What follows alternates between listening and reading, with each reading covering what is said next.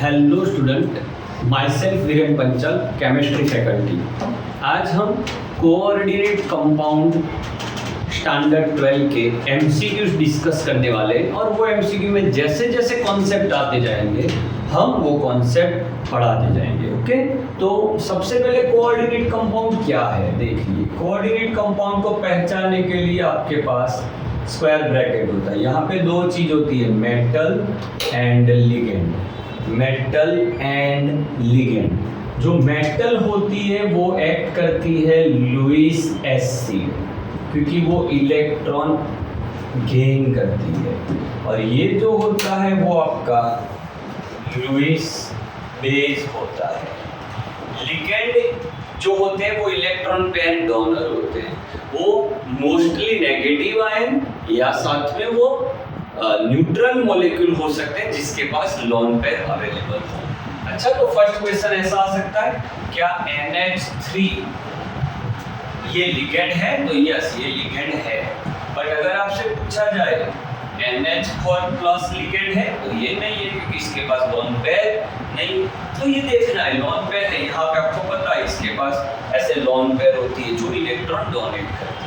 अच्छा, अगर ये स्क्वायर ब्रैकेट पे कोई चार्ज है पॉजिटिव, तो उसको बैलेंस करने के लिए यहाँ पे एक आप काउंटर आयन लगाते हो जो नेगेटिव चार्ज हो। अगर यहाँ पे नेगेटिव है तो यहाँ पे एक काउंटर आयन लगता है, वो पॉजिटिव होता है जो इसके चार्ज को बैलेंस करता है। ओके, इतनी बातें हैं। जो मेटल होती है उसकी ऑक्सीडेशन स्टेट को हम प्राइमरी वैलेंसी बोलते हैं। प्राइमरी वैलेंसी जो नेगेटिव आयन से फुलफिल होती है, जबकि इसका जो कोऑर्डिनेट नंबर होता है उससे हम सेकेंडरी वैलेंसी बोलते हैं। सेकेंडरी वैलेंसी लिगेंड से सेटिस्फाई होती है। याद रखिएगा, डेंसिटी मतलब कोई भी लिगेंड हो, वो लिगेंड में ऐसे कितने एटम है जो इलेक्ट्रॉन पेयर डोनेट कर सकते हैं, that is called its density. तो यहाँ अमोनिया में सिर्फ नाइट्रोजन है जो इलेक्ट्रॉन डोनेट कर सकता है, तो ये मोनोडेंटेट है। मोनोडेंटेट है मतलब ये एक ही इलेक्ट्रॉन पेयर को डोनेट कर पा रहा है, ये किलेट फॉर्म नहीं कर सकता। अब आपको लगे सर किलेट मतलब ऐसा साइक्लिक स्ट्रक्चर कोऑर्डिनेट कंपाउंड में बनता है, बट वो साइक्लिक स्ट्रक्चर तब बन सकता है जब आपका लिगेंड मोनोडेंटेट के अलावा कोई भी हो। बाइडेंटेट मतलब जिसमें दो लोन पेयर हो जाए, मतलब दो कोऑर्डिनेट साइड्स होता है, EN। ये EN का फॉर्मूला इथिलीन डाइअमाइन। तो ये आप देखो यहाँ आपका NH2 यू कैन सी आपके पास यहाँ दो लोन पेयर वाले दो एटम है, तो ये बाइडेंटेट है। ओके, तो इतनी कॉमन बातें हैं। नेक्स्ट पॉइंट कि अगर आपके कोऑर्डिनेट कंपाउंड में यहाँ सिंगल टाइप के लिगेंड है, जैसे कि यहाँ पे मैंने ले लिया CO NH36 ऊपर +3, तो ऑल लिगेंड्स आर सेम। तो ऐसे कोऑर्डिनेट कंपाउंड को होमोलेप्टिक कोऑर्डिनेट कंपाउंड बोला जाता है। बट यही चीज अगर इस तरह से होती है, NH3 कुछ भी 5 ले लिया, Cl ले लिया, Cl2 ले लिया, तो अब इसकी ऑक्सीडेशन स्टेट +3 हो गई। ओके, ऑक्सीडेशन स्टेट तो एज इट इज, बट यहाँ पे आप देखिए कोऑर्डिनेशन का जो स्फीयर है उसमें दो लिगेंड अलग अलग है, तो ये आपकी हेटेरो हो गई। सर ये किलेट है कि नहीं है? तो नहीं है, क्योंकि ऑल आर मोनोडेंटेट, तो ये साइक्लिक स्ट्रक्चर नहीं बना सकते। अगर ऐसा होता सर तो क्या ये साइक्लिक स्ट्रक्चर हो सकते थे? तो इसका आंसर है यस, क्योंकि EN आपका बाइडेंटेट है, मतलब ये किलेट फॉर्म कर सकता है। ओके, चलो अब आगे MCQ पढ़ते हैं। देखो MCQ में आप देख सकते हो, आपसे क्वेश्चन किया गया है कि ये कंपाउंड कोऑर्डिनेशन और ये कंपाउंड को हम कौन से तरीके से अलग पहचान सकते हैं, by which can be distinguish this two. तो देखो, जैसे अगर आपने इसमें AgNO3 डाला, ओके, तो कुछ नहीं मिलेगा, मतलब जो प्रेसिपिटेट मिलेगा वो यहाँ पे AgNO3 Cl को लेके AgCl फॉर्म करेगा, समझना। ओके, ओके, जबकि BaCl2 डालोगे तो ये फॉर्म करेगा, तो AgNO3 से ये प्रिसिपिटेशन देगा और BaCl2 इससे प्रिसिपिटेट देगा। तो आप ये दोनों का यूज करके ये दोनों को अलग पहचान सकते हो। सेकंड, कंडक्टेंस मेजरमेंट, तो दोनों में आपको लगेगा सर यहाँ भी एक आयन और ये एक आयन, तो टोटल नंबर ऑफ आयन 2 है, यहाँ भी टोटल नंबर ऑफ आयन 2 है, तो कंडक्टिविटी सेम होगी ऐसा आपको लग रहा है। बट यहाँ पे जो आयन्स है Cl है और यहाँ पे SO4, तो आयन डिफर कर रहे हैं, आयन डिफर है तो उसकी कंडक्टेंस भी डिफर करेगी। सो ऑल दीज 3 मेथड आप यूज कर सकते हो। कंडक्टेंस के बारे में याद रखना, conductance is directly proportional to the number of ions produced by coordinate compound. अगर क्वेश्चन आगे आएगा तो मैं बताऊंगा। नेक्स्ट, चलो ये वाला पॉइंट बहुत इंपॉर्टेंट है।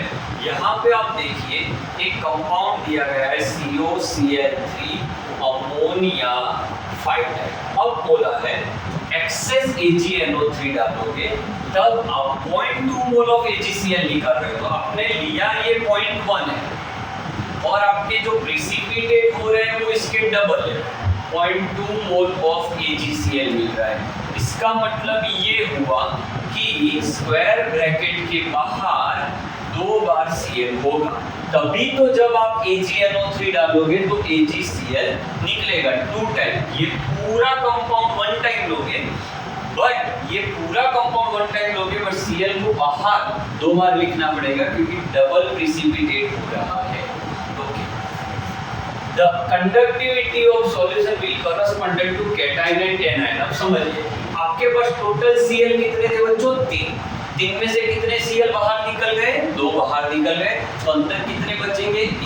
अमोनिया 5 टाइम वो अंदर रहेगा, अमोनिया 5 टाइम, और बाकी क्या बचा? कोबाल्ट, वो भी अंदर बचेगा। तो पूरा स्क्वायर ब्रैकेट पॉजिटिवली चार्ज हुआ +2 क्योंकि ये -2 है, positive charge 1 time and Cl 2 time, so ये 1Gem2 इलेक्ट्रोलाइट हुआ। इस तरह से आप आंसर ला सकते हो। और यही चीज अगर यहाँ पे 0.1 मोल ऑफ AgCl होता तो एक Cl बाहर होता, 2 Cl अंदर होते, फिर अमोनिया 5 बार नहीं 4 बार अंदर होते क्योंकि ऑक्टाहेड्रल हो सकते हैं। तो प्रिसिपिटेशन से इस तरह से आप फॉर्मूला निकाल सकते हैं। अच्छा, बहुत इंपॉर्टेंट पॉइंट, वेवलेंथ एब्जॉर्प्शन देखना है आपको। वेवलेंथ एब्जॉर्प्शन का करेक्ट ऑर्डर क्या है, तो इसके पीछे पूरा एक अच्छा वाला कॉन्सेप्ट है, देखिएगा। अगर लिगेंड स्ट्रॉन्ग है, जितना लिगेंड स्ट्रॉन्ग होगा उतनी आपकी डेल्टा O मतलब आपको पता हो कि ये वाला पॉइंट बता रहा हूँ, स्प्लिटिंग ये जो पोर्शन है that is called delta O। जितना लिगेंड स्ट्रॉन्ग होगा उतनी ये डेल्टा O क्रिस्टल फिर स्टेबलाइजेशन एनर्जी में जो डेल्टा O होता है वो बढ़ेगा। डेल्टा O बढ़ेगा मतलब वो ज्यादा एनर्जी को एब्सॉर्ब करेगा, ज्यादा एनर्जी को एब्सॉर्ब करेगा तभी इलेक्ट्रॉन यहाँ से यहाँ मूव कर पाएगा। अब ज्यादा एनर्जी उसको चाहिए मतलब वेवलेंथ उसकी कम होनी चाहिए, because we know that E equals hc/λ। और भी आगे बढ़ाता हूँ, अगर जितना लिगेंड स्ट्रॉन्ग हुआ उतनी आपकी स्टेबिलिटी कम, आपके कोऑर्डिनेट कंपाउंड की स्टेबिलिटी भी ज्यादा होगी। ये पूरी सीक्वेंस से आपको काफी एमसीक्यू सॉल्व हो सकते हैं। तो अब देखते हैं स्टेबिलिटी। अब लैम्बडा कम चाहिए मतलब लिगेंड स्ट्रॉन्ग चाहिए। ओके, जो लिगेंड स्ट्रॉन्ग होगा वो आपको देखना है। तो सबसे स्ट्रॉन्ग लिगेंड कौन है? तो सबसे स्ट्रॉन्ग लिगेंड यहाँ पे आपका EN है। तो EN जितना स्ट्रॉन्ग होगा उतनी उसकी लैम्बडा कम होगी, तो EN लास्ट में होना चाहिए। तो EN लास्ट में यहाँ है और यहाँ ये दो। अब आप स्पेक्ट्रोकेमिकल सीरीज में जाओगे तो आपको पता चलेगा कि कौन F और पानी में कौन ज्यादा है। तो एक्वस सॉल्यूशन में आपको देखना है इस तरह से होता है, अमोनिया आगे होता है, सॉरी इसके आगे होता है CN, देन यहाँ होता है F Cl Br इस तरह से होता है। ओके, तो इस तरह से आप देखोगे तो आपका आंसर ये आएगा C। ओके, तो जितना स्ट्रॉन्ग लिगेंड होगा उतना आपकी वेवलेंथ कम शॉर्ट वेवलेंथ एब्जॉर्ब होगी। चलो वापिस से वही वाला पॉइंट आ गया, टेट्राहेड्रल कॉम्प्लेक्स मतलब डेल्टा टी। हाई स्पिन कब मिल सकता है, तो टेट्राहेड्रल को आप ड्रॉ करो तो ऊपर 3 आएगा दैट इज T2 और नीचे आपके पास 2 आएंगे दैट इज कॉल्ड E और ये जो गैप है वो आपका डेल्टा टी। अब आपको हाई स्पिन चाहिए, हाई स्पिन मतलब ज्यादा अनपेयर्ड इलेक्ट्रॉन चाहिए। उसका मतलब ये हुआ कि इलेक्ट्रॉन नीचे सिंगल सिंगल रहेंगे, थर्ड इलेक्ट्रॉन ऊपर जाना चाहिए। थर्ड इलेक्ट्रॉन ऊपर तब जाएगा जब ये गैप आपकी छोटी होगी, तो डेल्टा टी वो पेयरिंग एनर्जी से छोटी होगी, तो पेयरिंग एनर्जी ज्यादा है तो इलेक्ट्रॉन पेयर करना छोड़ देंगे कि भाई जाने दो, हमें पेयर नहीं करना। तो डेल्टा टी कम है तो इलेक्ट्रॉन ऊपर जा इजीली जा सकता है, तो अनपेयर्ड इलेक्ट्रॉन बढ़ेंगे, अनपेयर्ड इलेक्ट्रॉन बढ़ेंगे तो हाई स्पिन क्रिएट होगी। Okay, so your answer will be this E option. Okay, next. Crystal field stabilisation और COCl6। Cl6 मतलब ये ऑक्टाहेड्रल हुआ और उसकी वैल्यू डेल्टा O गिवन है 16000। Find the crystal field for 4 मतलब tetrahedral. So we have that easy formula as we know, delta T equal, आपको पता है ये formula 4/9 delta O। Just put this delta over here, you will get your answer. For an octahedral complex, each deconfiguration will give maximum crystal field stabilization energy. अब देखो ये tough point है आपके लिए, octahedral है और CFSE crystal field stabilization energy find करनी है। तो पहले तो मैं आपको फॉर्मूला बनाना पड़ा, देखो कैसे फॉर्मूला बनता है। पहले 3 ऑर्बिटल नीचे होती है दैट इज T2g और 2 ऊपर होती है दैट इज Eg। यहाँ से ऊपर का गैप होता है 3/5 पॉजिटिव एंड यहाँ नेगेटिव, ये नीचे है 2/5। तो फॉर्मूला इसका कुछ ऐसा होगा -2/5, उसमें T2g के इलेक्ट्रॉन लगाने हैं, प्लस 3/5 जिसमें Eg के इलेक्ट्रॉन लगाने हैं, इनटू आप यहाँ लगाओ delta O plus number of pair, ये आपकी बेसिक आंसर। अब आपको मैक्सिमम क्रिस्टल फील्ड स्टेबलाइजेशन चाहिए, मतलब ये वैल्यू ज्यादा चाहिए। ये वैल्यू ज्यादा तब होगी जब ये वैल्यू कम और ये वैल्यू ज्यादा होगी, तभी तो आपके पास पॉजिटिव वाला पार्ट बढ़ेगा। मतलब T2g में इलेक्ट्रॉन कम होने चाहिए, Eg में ज्यादा होने चाहिए। तो उसके लिए हम देखें तो हाई स्पिन लो स्पिन नहीं चलेगा, हाई स्पिन ही चलेगा। D6 देखो ये लो स्पिन, तो कैसे 1 2 3। लो स्पिन का मतलब इलेक्ट्रॉन नीचे पेयर हो जाएगा, मतलब स्पिन कम हो जाएगी। अगर ये लगाए तो T2g में कितने इलेक्ट्रॉन हो रहे हैं आपके 4, Eg में कुछ नहीं, तो ऊपर से उल्टा हो जाएगा, क्रिस्टल फील्ड एनर्जी कम हो जाएगी, नेगेटिव है। तो हमें लो स्पिन नहीं हाई स्पिन में देखना है। हाई स्पिन में आपके पास 6 है तो 6 इलेक्ट्रॉन को 1 2 3। अब हाई स्पिन है तो पहले अनपेयर्ड रहेंगे 4 5, ये T2g वाले इलेक्ट्रॉन, ये Eg वाले। अब 6th इलेक्ट्रॉन यहाँ आएगा, दिस इज कॉल्ड पेयरिंग, तो इसको P लिखेंगे। अब वैल्यू पुट करो तो T2g में कितने इलेक्ट्रॉन है 4, तो यहाँ पे 4 लगाइए। Eg में कितने इलेक्ट्रॉन है 2 है और पेयर कितनी बार हुआ है 1 टाइम, तो 1p, this is your answer. इस तरह से फॉर्मूला निकाला जाता है, उसे रट्टा नहीं मारा जाता। Okay, next, Which of the following exhibit optical isomerism? Optical isomerism के लिए कंडीशन पढ़ लो। कोऑर्डिनेशन नंबर 6 होना चाहिए, वो किलेट होना चाहिए, किलेट होना चाहिए और वो सिस होना चाहिए, क्योंकि ट्रांस के लिए आपको कभी भी ऑप्टिकल आइसोमर नहीं मिल सकता, क्योंकि ट्रांस का जो ऑब्जेक्ट एंड मिरर होता है वो सेम होता है। अच्छा, तो ये देखते हैं कोऑर्डिनेशन नंबर 6 वाले कौन है, तो यहाँ 4 and 2 6 है, बट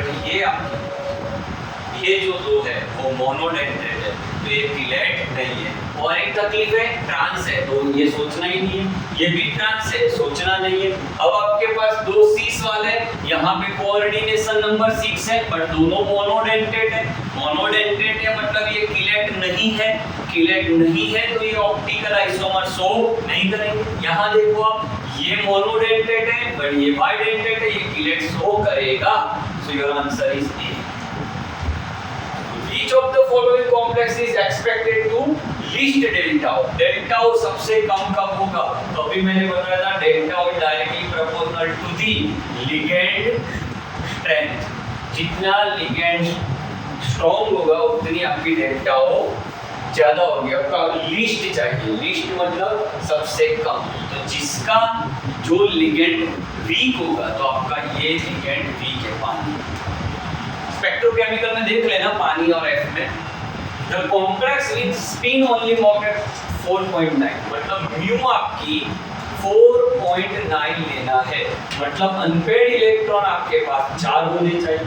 इस तरह से देखना है। तो यहाँ आप देखो Fe की ऑक्सीडेशन स्टेट, इसकी ऑक्सीडेशन स्टेट तो 0 होती है, पानी तो न्यूट्रल है, Fe+3 हो जाएगा।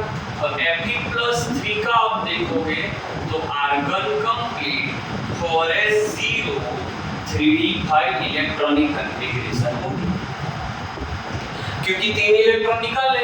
Fe का 26 नंबर है तो 4s0 Fe की इलेक्ट्रॉनिक कॉन्फ़िगरेशन 4s2 3d6 है, बट +3 करोगे तो 3 इलेक्ट्रॉन निकल जाएंगे। 3 इलेक्ट्रॉन निकालने के लिए यहाँ पे आपके पास 5 इलेक्ट्रॉन बचे, और 5 इलेक्ट्रॉन तो 5 बार अनपेयर्ड हो जाएंगे, और 5 अनपेयर्ड है तो आंसर यहाँ पे 5.92 पर हमें तो 4.9 लाना है, मतलब ये नहीं है। नेक्स्ट Fe+, ये हो जाएगा आपसे Fe+, तो इसमें इलेक्ट्रॉनिक कॉन्फ़िगरेशन 3d6 1 2 3 4 5 एंड 6, तो कितने अनपेयर्ड हुए? 4। सर ऐसा इसमें भी हो रहा है, अगर इसमें भी आप Fe की ऑक्सीडेशन स्टेट निकालोगे तो यहाँ भी +2 है, तो इसे कैसे देखा जाएगा? तो 1 2 3 4 5 6, तो सर यहाँ भी 4 अनपेयर्ड हो रहे नहीं बच्चों।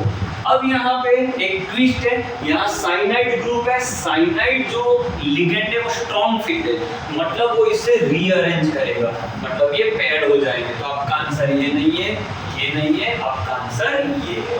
ओके, हाइब्रिडाइजेशन, ये CN6 अंदर वाली है, CN स्ट्रॉन्ग फील्ड होते हैं, मतलब वो D2sp3 हाइब्रिडाइज होते हैं, और ये बाहर वाला है, मतलब ये sp3d2 हाइब्रिडाइज होते हैं।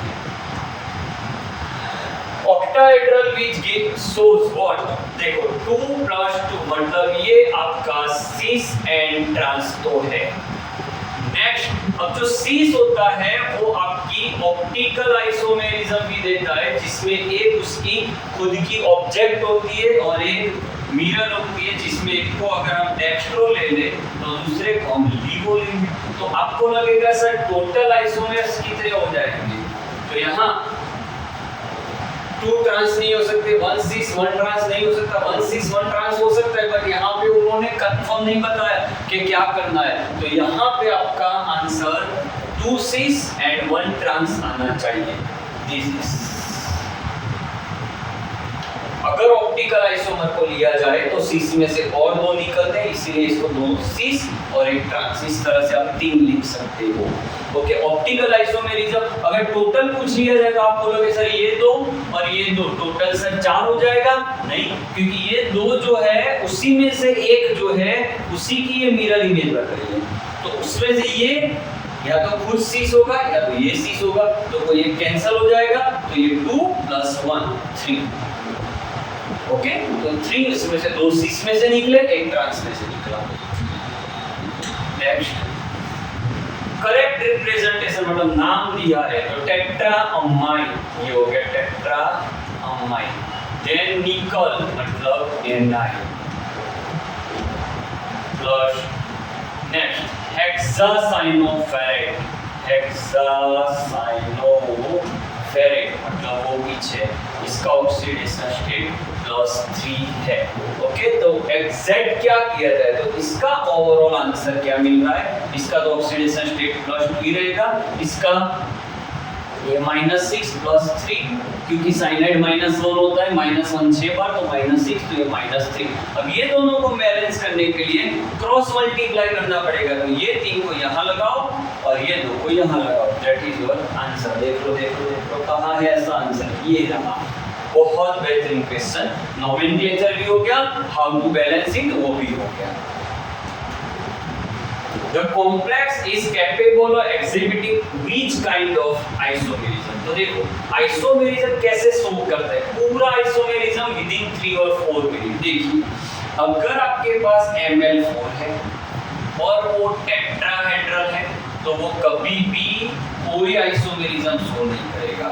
अगर Ml4 में A3B है, मतलब 3 लिगेंड सेम है, या चारों के चारों लिगेंड सेम है, तो भी वो शो नहीं करेगा। टेट्राहेड्रल तो कुछ भी हो जाए वो आइसोमेरिज्म शो नहीं करेगा। अगर A2B2 है तो ये सिस एंड ट्रांस शो करेगा।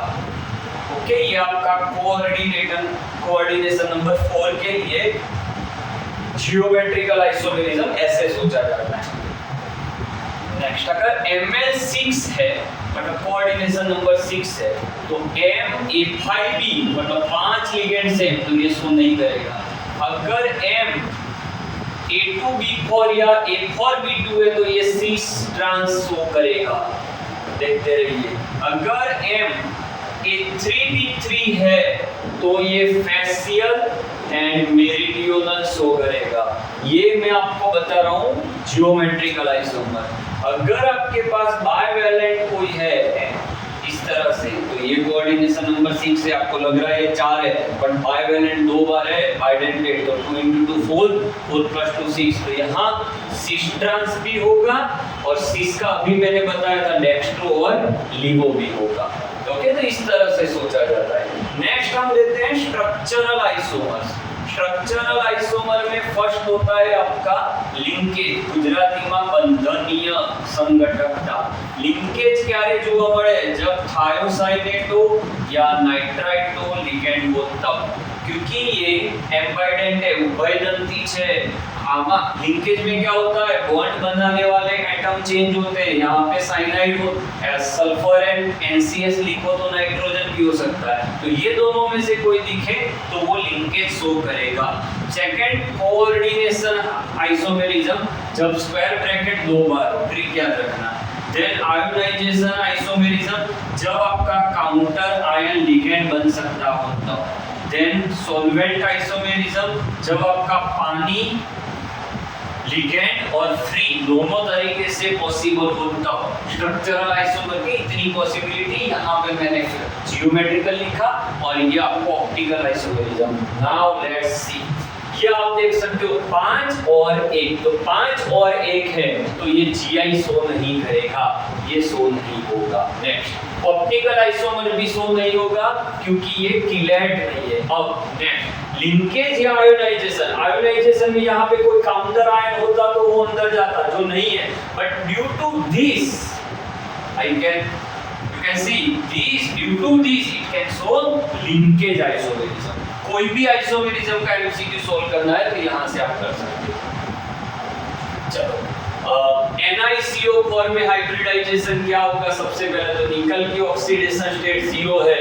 0 ऑक्सीडेशन स्टेट हो तो कुछ भी कोऑर्डिनेशन नंबर हो, मतलब कोऑर्डिनेशन नंबर 4 हो, लिगेंड स्ट्रांग हो कि वीक हो, कुछ नहीं देखना। sp3 हाइब्रिडाइजेशन और d ऑर्बिटल में 10 इलेक्ट्रॉन होते हैं। यहाँ आप देखोगे तो निकल की ऑक्सीडेशन स्टेट +2 है और साइनाइड स्ट्रांग लिगेंड है तो वो dsp2 शो करेगा। अगर sp3 शो कर रहा है तो उसका शेप हो जाएगा टेट्राहेड्रल, और ये है तो इसका शेप हो जाएगा स्क्वायर प्लेनर। ओके, तो पहला tetrahedral then square planar, this is your answer. Nickel में ये कंडीशन याद रखना, निकल में 0 है तो लिगेंड स्ट्रांग हो के वीक हो, कुछ नहीं देखना। क्यों? वो पूरी थियरी है, उसके बारे में बहुत डिटेल में जाने की जरूरत नहीं है, ट्रिक ले लो।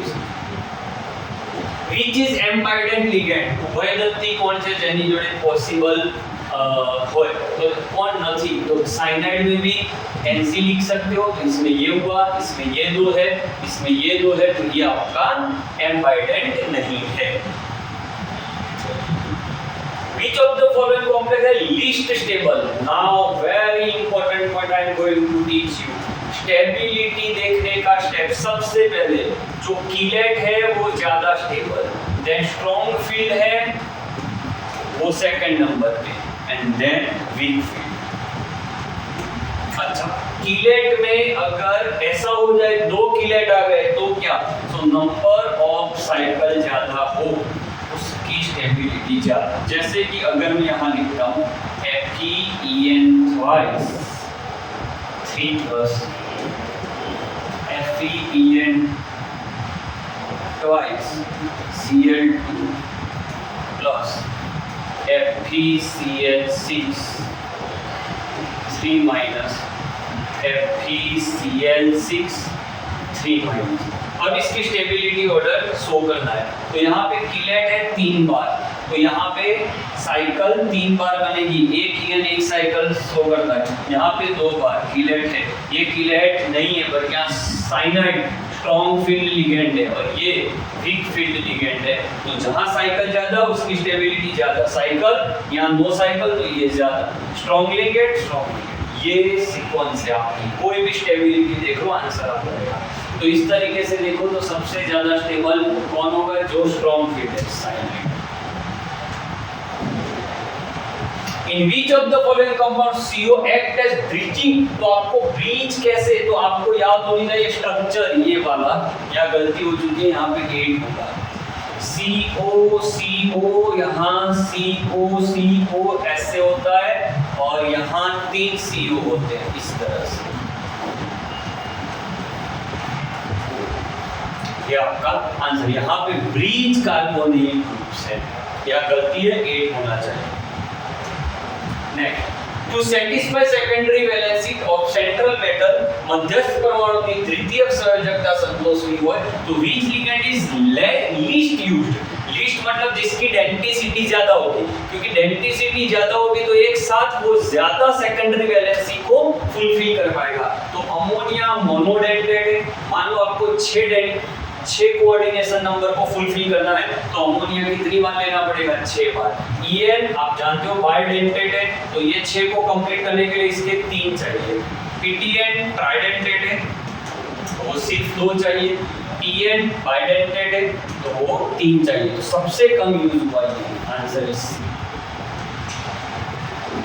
FeCl6 4 माइनस में डेल्टा O की वैल्यू क्या होगी, ज्यादा ही होगी क्योंकि लिगेंड आपका स्ट्रांग है। Which isomerism can possible in this compound? तो देखो अभी मैंने ट्रिक बताई, NO2 है तो लिंकेज या बॉन्डिंग होगा, नेगेटिव आयन आपका इजीली अंदर आ सकता है, तो बॉन्डिंग मिल रहा है ये वाला, सॉरी ये नहीं, बॉन्डिंग मिल रहा है, आयोनिक मिल रहा है और जियोमेट्रिकल तो है ही है, 4 और 2 मतलब C सेंट्रांस, तो जियोमेट्रिकल शो करेगा, बॉन्डिंग मतलब लिंकेज शो करेगा और आयोनिक क्योंकि आपका काउंटर आयन लिगेंड बन सकता है। इनर ऑर्बिटल कॉम्प्लेक्स कौन है, इनर ऑर्बिटल में स्ट्रॉन्ग फील्ड देखा जाता है, ये स्ट्रॉन्ग फील्ड है, ये भी स्ट्रॉन्ग फील्ड है, ये भी स्ट्रॉन्ग फील्ड है, ये वीक फील्ड है, मतलब ये इनर नहीं, आपसे पूछा है नॉट, आंसर इज ये शो नहीं करे। इनर मतलब D2sp3 शो करे वो इनर और sp3d2 वो आउटर। कैसे देखा जाएगा, तो वीक फील्ड होगा वो ये शो करेगा और स्ट्रॉन्ग फील्ड होगा ये, तो Cn ammonia ammonia this 3 are strong. ये कोऑर्डिनेशन नंबर सबसे अच्छा वाला क्वेश्चन ये है, कोऑर्डिनेशन नंबर का पॉइंट।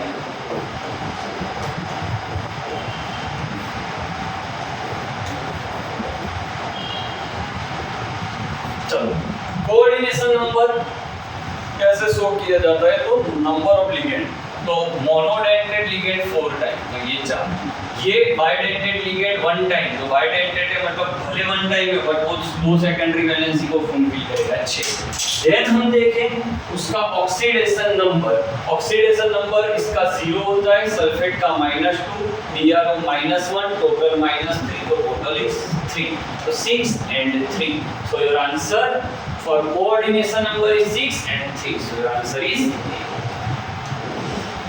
okay. मैंने ट्राई किया कि सब कुछ मैं कवर कर सकूँ जो 21 MCQ में हो सकता है। आप आराम से ये देख लेना, इसी में से कोई ना कोई क्वेश्चन आपको मिल जाएगा। Thank you for watching.